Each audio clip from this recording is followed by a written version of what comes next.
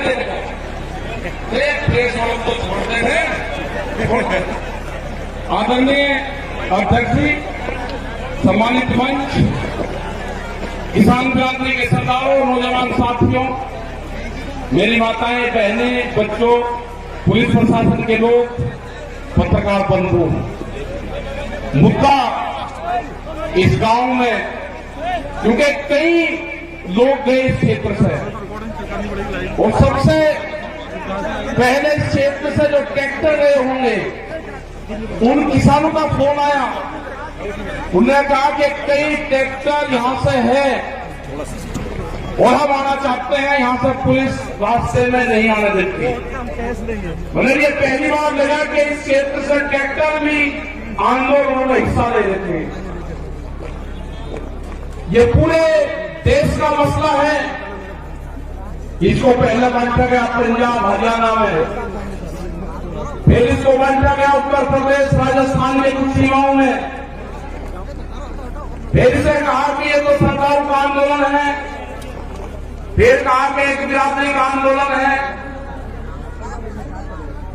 8-10 टुकड़ों में इस आंदोलन को बांटने की कोशिश करेंगे।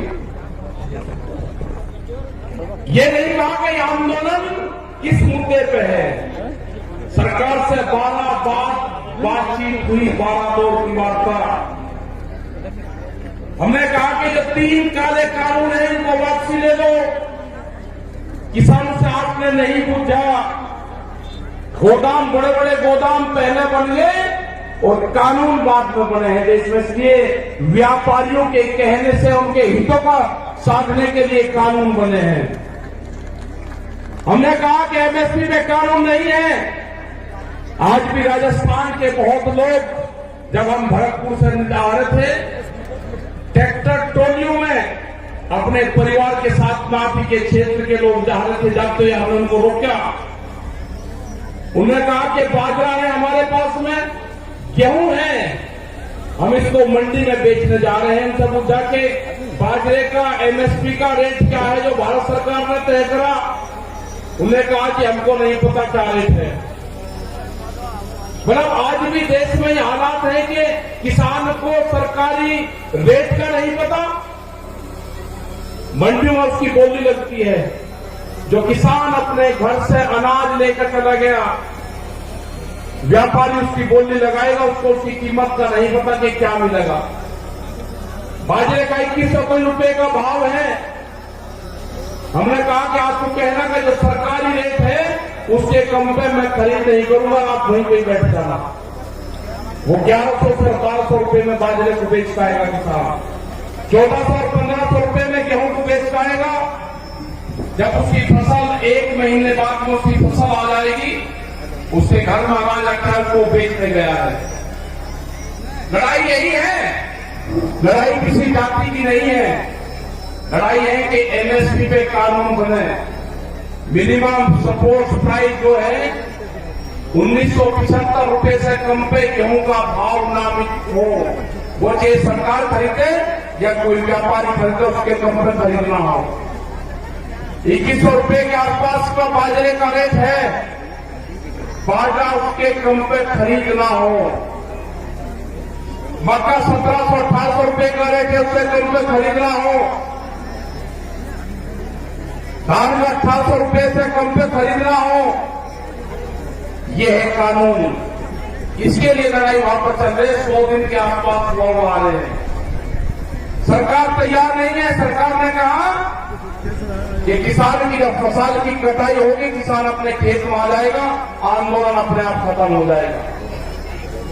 उसके एक ही जबान से किसान अपनी फसल उड़ानी शुरू कर दी। उसने कहा कि आंदोलन करेंगे हम, अगर फसल हमारे बीच में आएगी उस फसल को उजाड़ देंगे। आपने हरियाणा, पंजाब, उत्तर प्रदेश, राजस्थान की जगह में बहुत किसान ने उजाड़ी फसल। हमने कहा कि फसल को बर्बाद न करो, ये आंदोलन भी चलेगा, ये फसल भी किसान काटेगा।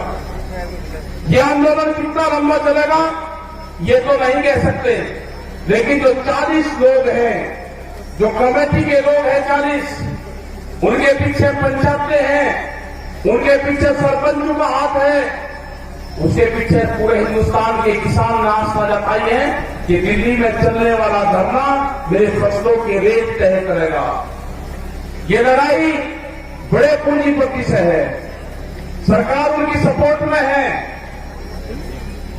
ये लड़ाई वही है जो जमींदारों के खिलाफ होती थी। ये लड़ाई वही है जो राजाओं के खिलाफ होती थी। वो लड़ाई भी अनाज की लड़ाई थी, ये लड़ाई भी अनाज के रेट की लड़ाई है। मैं नौजवान साथियों को अपने, जिसने इस पूरे देश के आंदोलन की कमान नौजवानों ने संभाली है अब की बार। ये बहुत कम देखने को मिलता है कि नौजवान किसी के क्षेत्र में आंदोलन की कमान अपने हाथ में संभाली हो तो वो आंदोलन कभी फेल नहीं हो सकता। वो आंदोलन फेल नहीं होगा कभी भी, क्योंकि जिस तरह से शाहजहांपुर का पूरे दिल्ली के क्षेत्र में यहां का नौजवान निकला है, उसने जाति धर्म सब चीज को भुला के, वोट को भुला के कि कौन किस क्षेत्र का है, मेरी वहां पर आपस में क्या लड़ाई क्या टकरार है, सबको चीज को भुला के उसने दिल्ली के आंदोलन में शरीक हुआ। जिस तरह से यहां पर लोग इकट्ठा कर रहे हैं पैसा, सरकार कहती है कि धन कहां से आ रहा। इस आंदोलन को गांव का किसान चलाता है, इस आंदोलन को हल चलाने वाला किसान चलाएगा, इस आंदोलन को क्रांति से काम करने वाली हमारी महिलाएं चलाएगी, इस आंदोलन को हाजी और पाजी चलाएगा। ये आंदोलन क्रांति का आंदोलन है, ये आंदोलन फेल नहीं होगा। एग्रीकल्चर जो कृषि में काम आने औजार वाले जो है, इस आंदोलन को वही लोग चलाएंगे जो अपने खेतों में हाथ से काम करते हैं। कोई नहीं गया घर वहां से, यहां पर बच्चे राजाराम जी मेन जी है, यहाँ पे युद्धवीर सिंह जोगिंदर जी, अमनाराम जी, जो आपके शाहजहांपुर बॉर्डर को प्रमुख से देखते हैं। आप 200-200 किलोमीटर से यहां से जाते हो आप, और दिल्ली को होश नहीं अभी। कई लाख आदमी दिल्ली के चारों तरफ को है, और दिल्ली फिर कान खोल कर सुन ले, ये ट्रैक्टर भी वही है, ये किसान भी वही है। आप ज्यादा तानाशाही दिखाओगे, ये किसान अब की बार में ज्यादा तादाद में दिल्ली में जाएगा, ज्यादा तादाद में किसान जाएगा। यहाँ की फसल कट जाएगी हमारी 1 महीने में। ये कह रहे कि किसान ट्रैक्टर से नहीं आएगा दिल्ली, ये किसान दिल्ली ट्रैक्टर से ही आएगा। जब इसको दिल्ली कोच करेंगे, ये किसान अपना ताम झाम लेकर आएगा। हर क्रांति होगी देश में, खेत में चलने वाला हर औजार वो साथ लेकर आएगा। जब जब भी बड़ी बड़ी लड़ाइयां हुई, उसमें साथ लेकर चला है। वो जानते हैं ये कौन सा क्षेत्र है, ये बेहद क्रांतिकारियों का क्षेत्र राजस्थान। बड़ी बड़ी लड़ाइयां यहां पर लड़ी गई, ये किसान पीछे नहीं हटेगा। जो मेरा नौजवान साथी है वो पीछे नहीं हटेगा। अपने खेत की मिट्टी को जब दिवाली होली अब आएगी, दुल्हन आएगी, रंग नहीं लगाना अपनी बार, अपने गांव की खेत की मिट्टी अपने शरीर पे लगा लेना, उससे अपने शरीर को टच करवा लेना अपने खेत की मिट्टी से। जब आप दिल्ली लड़ने जाओगे अब की बार, अपने खेत की मिट्टी अपने साथ लेके जाना। हो सकता है कि वहां से आपका गांव आपके याद आए। जब मिट्टी आपके साथ में रहेगी तो गांव याद नहीं आएगा आपके। अपने खेत की मिट्टी अपने पूजा स्थान में रखो। अगर ये आंदोलन में किसान फेल हुआ तो 20 साल में आपकी जमीनें नहीं बचेगी, इतना कर्जा किसानों के ऊपर आ जाएगा। सब लुटेरे आगे हैं, इन लुटेरों का मुकाबला होगा जेली और सांगों से, जो खेत में भूख हटाने के काम आते हैं।